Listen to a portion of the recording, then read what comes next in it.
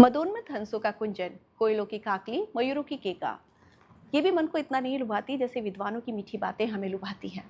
प्रणाम दोस्तों, आज के इस बेहद खास एपिसोड में आप सभी का स्वागत है। इस दुनिया में प्रकृति ने हमें बहुत सी खूबसूरत चीजें दी हैं। चारों तरफ संगीत बिखरा पड़ा है, लेकिन क्या कभी आपने सोचा है कि इस ब्रह्मांड का सबसे सुंदर और सबसे प्रभावशाली संगीत कौन सा है? जब हम किसी शांत सरोवर के पास जाते हैं तो वहाँ मदोन्मत्त हंसों का कुंजन, यानी उन मदोन्मत्त हंसों की आवाज़ें हमारे कानों को सुकून देती हैं। बसंत ऋतु आते ही बागों में गूंजने वाली कोयलों की काकली हमारे मन को मोह लेती है, और जब आसपास में काले बादल छाते हैं तो मयूरों की केका यानी मोरों की वो मधुर पुकार, वो आवाज़ हमारे मन को बहुत लुभाती है। प्रकृति की ये सभी स्वर अद्भुत हैं, जादुई हैं।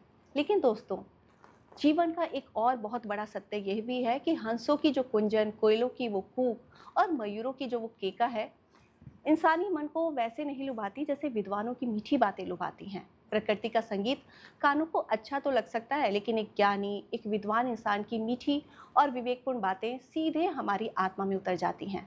जब कोई विद्वान अपनी वाणी में मिठास घोलकर बोलता है, तो वो केवल शब्द नहीं होते, वो भटकते हुए मन को राह दिखाने वाली रोशनी बन जाते हैं। कड़वाहट से भरे जीवन में अमृत घोल देते हैं।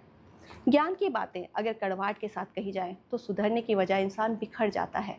इसलिए असल विद्वता केवल ज्ञान होने में नहीं होती, बल्कि उस ज्ञान को मधुरता के साथ दूसरों तक पहुंचाने में होती है।